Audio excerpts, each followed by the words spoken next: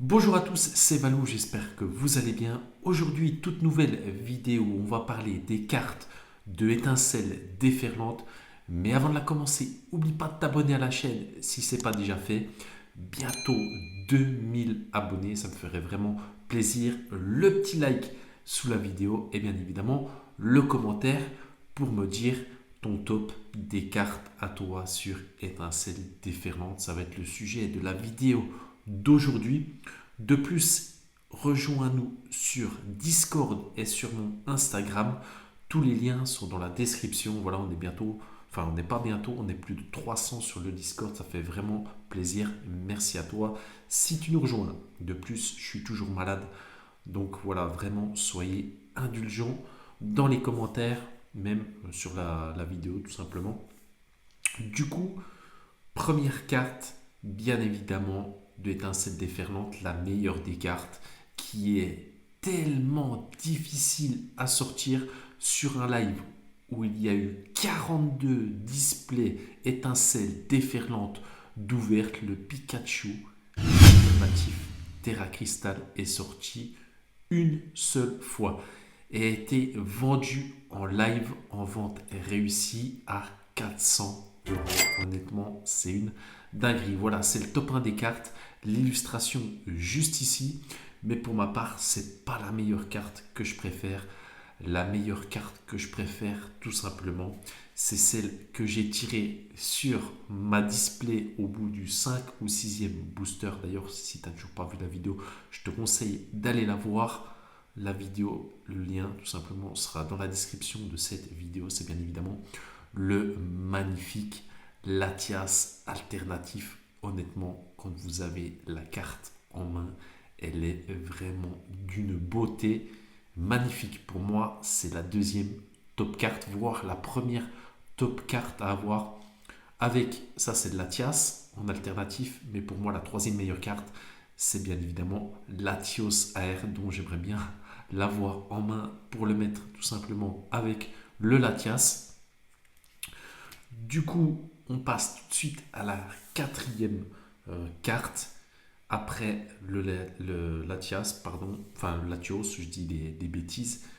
Pour moi, c'est le Milobellus. Le Milobellus est tellement magnifique. Je l'ai vu sur plusieurs ouvertures, même en japonais. Franchement, le design de la carte, franchement, c'est du pain béni. Vraiment très très joli. Je kiffe ces illustrations. J'aimerais bien l'avoir dans ma collection. De toute façon, je vais l'avoir dans ma collection.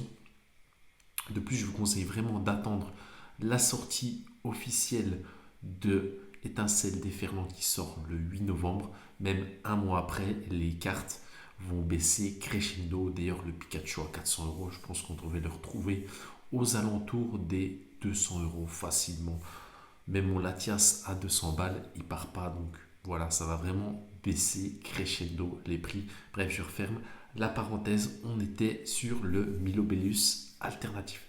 Alors ça, c'est la quatrième meilleure carte, mais on va parler de la cinquième. Pour moi, une carte qui est vraiment trop sous-cotée. Et croyez-moi, quand vous allez la voir entre les mains, on va dire deux cartes ex aequo, c'est le noix de coco Terra Crystal alternatif avec le trioxyde Terra Crystal alternatif. C'est vraiment deux cartes magnifiques. Croyez-moi que si vous les avez entre les mains, vous allez vraiment changer d'avis là-dessus parce qu'il y a eu un gros travail de fait et surtout il y a une brillance mais vraiment magnifique. Croyez-moi, c'est vraiment pour moi les deux cartes trop sous-cotées du set. Vraiment, ça fait vraiment très plaisir d'avoir de telles cartes dans cette série, surtout le noix de coco qui pour moi est vraiment trop sous-côté et vraiment magnifique. Ensuite, vous avez de très jolis AR. Pour moi, en sixième place, je mettrais tout simplement Obali. Voilà, Obali AR. Simple, mais très joli, efficace, qu'on devrait retrouver très peu cher, vraiment aux alentours des 10-15 euros. Voilà, vraiment très belle carte. Ensuite, en septième place, je mettrais le petit Fampi. Voilà, Fampi, une de mes cartes aussi favorites. En 8, Malvala Muner, tellement sous-côté. Très très joli également en 7. En 8. En 8, je suis un petit peu indécis. En 8, honnêtement, je sais pas trop qui je mettrais en 8 en AR.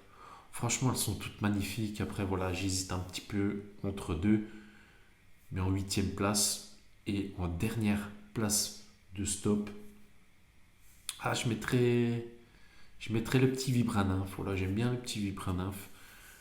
Tellement joli également que j'ai tiré dans ma display. Ça fait plaisir. Mais vraiment, EV8, il n'y a pas vraiment de top, même si j'en fais un. Pour moi, les cartes, elles sont vraiment toutes magnifiques, à part une ou deux. Voilà, Pull Paf, j'aime un petit peu moins. Mais après, les goûts et les couleurs, ça se discute pas. Pour moi, EV8, c'est un très très gros banger. D'ailleurs, EV8, ça a relancé un petit peu la hype.